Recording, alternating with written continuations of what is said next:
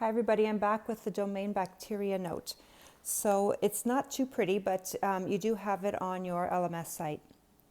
All right, a very important point. Bacteria are the most numerous organisms on Earth. Okay, so we have more bacteria than we have of anything else on Earth.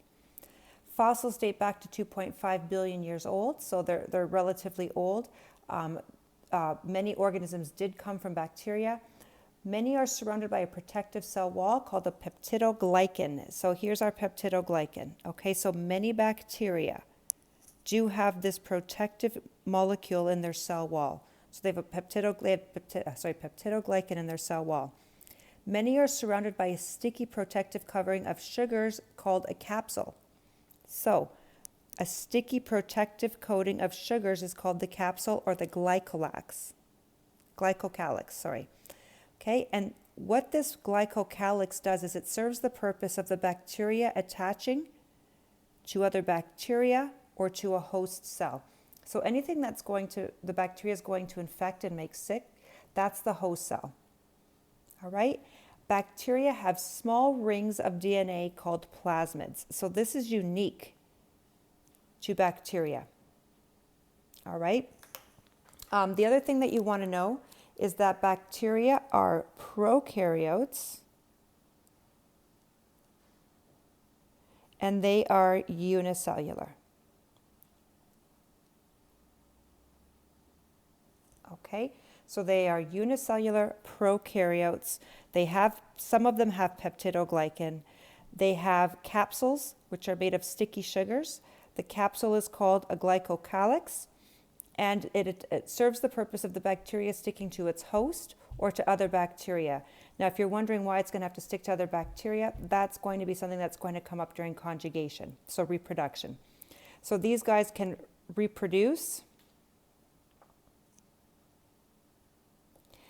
asexually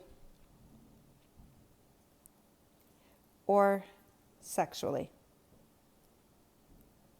All right, and we're going to get into that in that second note. Many bacteria have short hair-like projections called pili. So they have short hair-like projections called pili.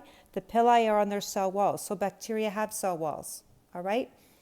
What do they use the pili for? To attach to their host. Okay, so they can stick to their host, the thing that they're going to attack or eat. Or they can use it when they're transferring genetic information. So in other words, when they are sexually reproducing.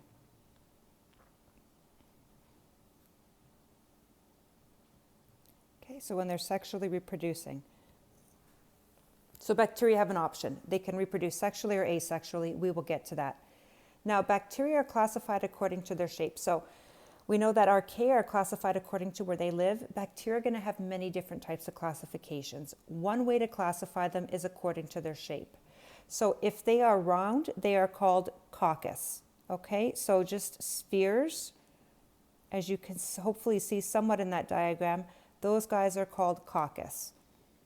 All right, if the bacteria is rod-shaped, so if we go with a rod, okay, these guys are called bacillus. All right, and lastly, if they are spiral shaped, then we call them spirillum. Okay, so that leads us on to the next page. So spiral shaped, spirillum. Very difficult to get a picture of these guys, but we can kind of do that kind of thing. Okay, so like an S.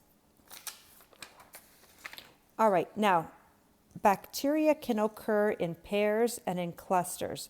So what you want to know is that if they occur in pairs, we refer to them as diplo. All right, and so we can have diplobacilli, two rods together. Okay, bacilli for rod, diplo for the fact that we have two of them there. All right. And then we've got bacteria that can occur in chains.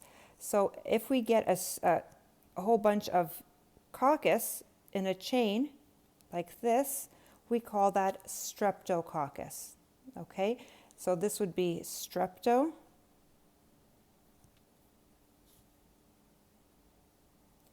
And this would be diplo. Streptococcus. All right, notice the difference. We've got a pair, diplo, we've got a chain, strepto. Okay? So when you have chains, that's strepto. If you've ever been tested for strep throat, that is streptococcus. And so in this diagram here, and you can look them up on the internet, you're going to see that this person has a streptococcal infection in their throat, okay? And so you can see patches of white and red. The bacteria are red. Eventually you can get a fungal infection in there when you start to get the white on top, because the fungus are actually starting to eat the bacteria, all right? And so this here is streptococcus, looks like this.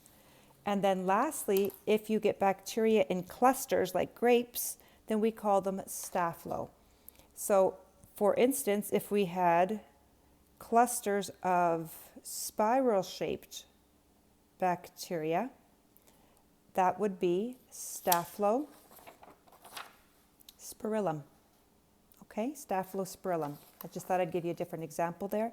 Here we've got staphylococci because we've got our spiral-shaped, or not spiral, our round organisms.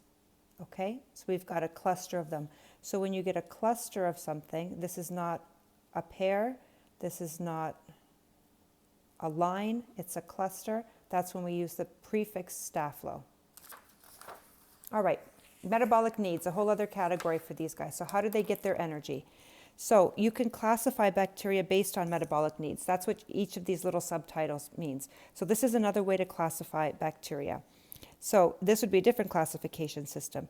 So we can classify bacteria according to whether they are heterotrophs or autotrophs. Okay, some of them are chemotrophs, so they chemosynthesize. We can classify them as to whether they are aerobic or anaerobic. So remember, aerobic require oxygen, and anaerobic do not require oxygen.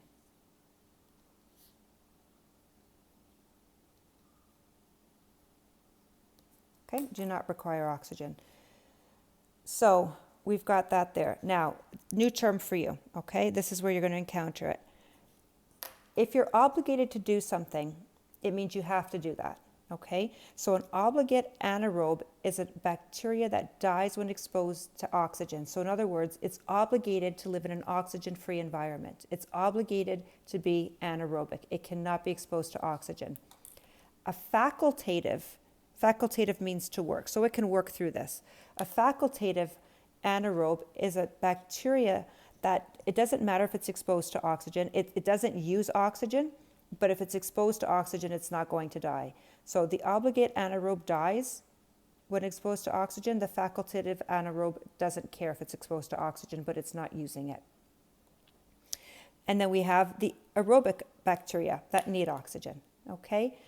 In addition to that, we've got phototrophs. So some bacteria can use light as an energy source. All right, so you know about photosynthesis, that's specific to plants.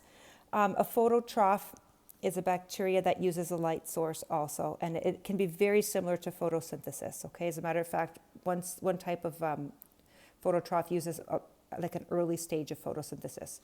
A chemotroph means that some bacteria use chemical compounds to get their energy. Okay, I'm not going to expand on that this semester.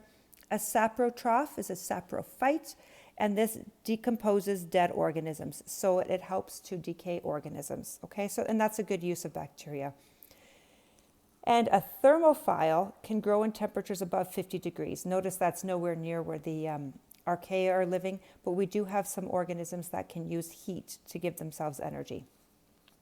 Colony morphology, okay, says that different bacteria are going to grow in different colonies. So in other words, if I have a petri dish, okay, if I had a petri dish with some agar in here, agarose solutions, which is basically just like a plain jello, and I took a swab from somewhere, let's say I took a swab from a phone, and a sterile swab, and I touched this jello, and I watched the bacteria grow over a few days, we can actually classify different types of bacteria based on how they grow in their colonies.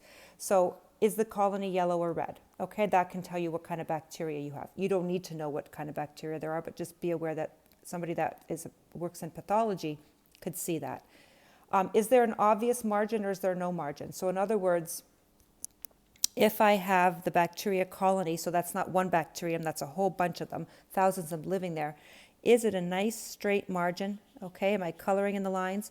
Or is it kind of like outside of the lines, this type of thing? Okay, so in other words, if that was my margin, are they kind of growing outside of it? Are they growing in clusters? So these would be clusters, or would this whole thing be yellow in one group? And then the other thing you can ask yourself is elevation. How high off the Petri dish is it actually getting? Okay, is it like this high, or is the colony growing that high? So in height, literally coming off. All right, reaction with a Gram stain. So some organisms, some bacteria are called Gram positive and some are called Gram negative. So what does this mean? A long time ago, a scientist discovered that some bacteria, when given crystal violet stain, okay, that's the name of the stain, it's called crystal violet, will turn purple. And when given crystal violet stain, some of the bacteria remain pink. So they stain pink. Okay, so they don't actually take that crystal violet stain in. Now, what's the difference between the two? Here's where we come back to peptidoglycan. A gram-positive bacterium has peptidoglycan in its cell wall, and that peptidoglycan soaks in the crystal violet stain, and so the bacteria stains purple. So bacteria that stain purple when given crystal violet stain are called gram-positive. Bacteria that don't have peptidoglycan, so here I'm just going to write no peptidoglycan. So no peptidoglycan. Because they don't have peptidoglycan, they don't have like that sponge-like quality to their cell walls, and they don't retain the crystal violet stain. So what that means is that it barely stains them and it leaves like a little pink residue, okay? Why do we care about this? This is the important reason why we care. Bacteria that are gram-positive die with antibiotics. So we know that we can kill them with our antibiotics because the peptidoglycan soaks in the antibiotic. Bacteria that are bacteria that are gram-negative are antibiotic resistant. They don't have peptidoglycan. It's the peptidoglycan that soaks in the antibiotic, and so we don't have any kind of an arsenal of medicine for these guys. Okay, so that's an important difference, and that's why I'm teaching you about that. Some bacteria can be classified as to whether they have flagella or a capsule. Remember that capsule is the glycocalyx. Okay, it has a carbohydrate, a sticky carbohydrate on it. So some bacteria have that, and some bacteria have tails. And then the last thing I really do want to talk to you about here in terms of how we classify them is the fact that some bacteria can go dormant. So that's not really a typical thing for most organisms, okay? As we go through diversity, you're going to realize that most organisms don't have the option of going dormant. But we do know that many bacteria can do that. So in other words, if conditions aren't favorable for where the bacteria is living, it can go into a dormant stage where it shuts down its metabolism, all right? So it becomes highly resistant to environmental conditions. When the environmental conditions come back, the bacteria can come back, okay? So when it does that, it forms a spore. So the bacteria can form a spore, and the spore is very highly resistant to environmental conditions. And that spore can wait out time until the conditions become better and more favorable. Let's just say moisture, for instance. Let's say there's a certain type of bacteria that likes to live in moisture. It makes a spore. The spore waits until there's moisture, and then this spore comes to life. Okay, so it can become dormant for a long period of time. On this page here, on the back, you've got many different structures of bacteria. So bacteria have cell walls, okay? Bacteria have a membrane, a plasma membrane. Bacteria have cytoplasm, also known as cytosolution. Bacteria have chromosomes. And then the one thing I will pause with now, and I'll go through with the bacteria reproduction, is the plasmid, because that is very different than most other organisms. So bacteria have regular chromosomes, okay? And if we look at this diagram here, this is where the chromosomes are. So notice there's no nucleus, they're prokaryotic, there's no plasma membrane surrounding their genetic information. So the chromosomes are pretty much like ours, give or take, whether they're double-stranded or single-stranded, but here's what's different about a bacterium. It's these guys here, these plasmids. Notice they've got circular forms of DNA, okay? And it's because of these circular forms of DNA that they are highly evolved, and they do evolve extremely quickly within a few generations. So I'm going to highlight this here, or these plasmids. So this is your regular DNA over here, okay, regular DNA, and these are your plasmids. Now, a plasmid is a circular form of DNA. And so I'm going to say this again probably, but bacteria are DNA hoarders. And so what they can do is they can actually come in contact. So I have a diagram for you, so I'll show you on the diagram because I'm not a very good artist. But they can come in contact with another bacteria cell, and when they share DNA, it's in this plasmid that they're sharing the DNA, okay? It's not in this chromosome. So this is important. If they are reproducing sexually, they will have a plasmid. All right, and so when they reproduce sexually, that's called conjugation. They have a capsule or a slime layer outside. It protects the cell, all right? It also assists in attaching the cell to other surfaces. They have an endospore. So this is an additional layer that protects the bacteria against a harsh environment. Okay, so just be aware of that. I know I'm going through this relatively quickly. You guys are certainly able to read this over again. And they have pili or a pilus. So pili is plural, the pilus is singular, and that's these hair-like extensions. On another organism, you might call them cilia, but they're called pili on a bacteria. And then a bacteria can also have its flagellum. Okay? And so bacteria can reproduce in a few different ways. They can go through binary fission, which is asexual. I'm going to address that in the next diagram. They can go through conjugation, which is sexual.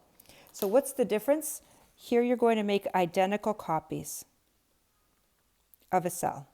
So in other words, it's a form of mitosis. Okay, so one cell becomes two. Here we're going to share genetic information between two different bacteria. In binary fission is like pretty much a specific name to bacteria. This is asexual. One bacterium splits into two identical copies of the bacteria. Here we're going to have a sharing of genetic material between two different bacteria cells. Okay, that's called conjugation. And lastly, transformation is really kind of neat too. Transformation means that a bacteria can pick up pieces of DNA from dead bacteria cells. So how I said they've got their hoarders, their DNA hoarders, they will come across a dead bacteria cell. Let's say there's one here. The pili will extend, and you'll get this thing called a conjugation bridge, where they'll pick up a piece of the other bacteria's plasmid, okay? And so let's say there's a section here on antibiotic resistance. It takes that section and it puts it into its own plasmid. And now this guy here is antibiotic resistant because it came across a bacteria that died that was antibiotic resistant. So they share their genetic information all the time. And this doesn't even have to be alive to share. It'll just pick it up, okay? Very highly evolved organisms. So just to finish up now, I have this note for you, okay? So you guys would have seen this on the LMS page. If you don't have it, take a moment and print it out and come back to me. So when we talk about asexual reproduction in bacteria, we call that binary fission, all right? That's binary fission. It is a very fast process. I want you to be aware of that. And in favorable conditions, so in other words, if the conditions are perfect for the bacteria, and there are going to be different conditions that are perfect for different bacteria, this can actually take place in up to 20 minutes. So in other words, one bacteria can go to two bacteria, two identical bacteria. Remember, it's splitting in two in 20 minutes. Okay, so in 40 minutes, we would have 4 bacteria. Sorry, my sizes are off here. They're not supposed to be. In 40 minutes, you would have 4 bacteria. So in 40 minutes, they could quadruple their numbers. Okay, and then it would just keep going like that. So what do you need to know? This diagram is really pretty, but what you really just need to know is one bacteria cell is replicating into 2. So it's very much like meiosis or mitosis. You've got your cell wall, you've got your cell membrane, all right? And their DNA is called a nucleoid because it's not in a nucleus. Okay, so they just call this a nucleoid. And then it splits. So it's been doubled and it splits. That's bacterial reproduction. It's asexual and it is binary fission. The other form of reproduction in bacteria is sexual. Okay, so we've got sexual reproduction and we call that conjugation. So we're seeing it actually happen here. That's very, very cool. We have our bacteria cell and our bacteria cell, and this fragment of the plasmid is going into this. So you're not seeing that there in terms of color, so I'll highlight it in blue. They're showing you that this section of the plasmid, you might see that it's a little bit more bold, and you can probably see that this is bolded, goes into there. So they're sharing information, okay? It's an actual transfer of genetic information, and it requires 2 bacteria to do that. They're just saying one is a female, one is a male, okay? It doesn't matter which one is which in this case. We just call them male and female just because we're used to that. It's primitive, okay? In other words, it doesn't require any type of sexual organs. All it requires is the pilus and the conjugation bridge. And so this would be the conjugation bridge here, guys. Okay, so we're actually seeing it there. It's just a bridge between pili. And so one bacteria is actually sending off its DNA to the other bacteria, and then they'll share that information. So what's the result? The uptake of a new piece of DNA. Okay, so why is that so awesome for them? Well, they get a new property, okay, that they didn't have before. So my example could be antibiotic resistance. It could also be saying they could live in drier conditions. So most bacteria like water, but maybe there are certain bacteria that can live without a lot of water, and they can produce those spores. So maybe the ability to produce a spore could be shared through conjugation. All right? And then the addition of that is if they have reproduced their DNA and they have a mutation, they can get out back the old copy, the unmutated copy. All right? So we've got a recombination of genes that produce a permanent change. All right? And when you read through antibiotic resistance, this is very applicable for antibiotic resistance. If a bacteria is resistant, it can conjugate and share that resistance with other bacteria. All right. We are done, archaea and bacteria. This is the end of any information that could be on your quiz, in addition to the homework questions that I've assigned. So what I'm going to do is I'll take up the homework questions, and then you have everything you need for that quiz. All right, awesome, guys.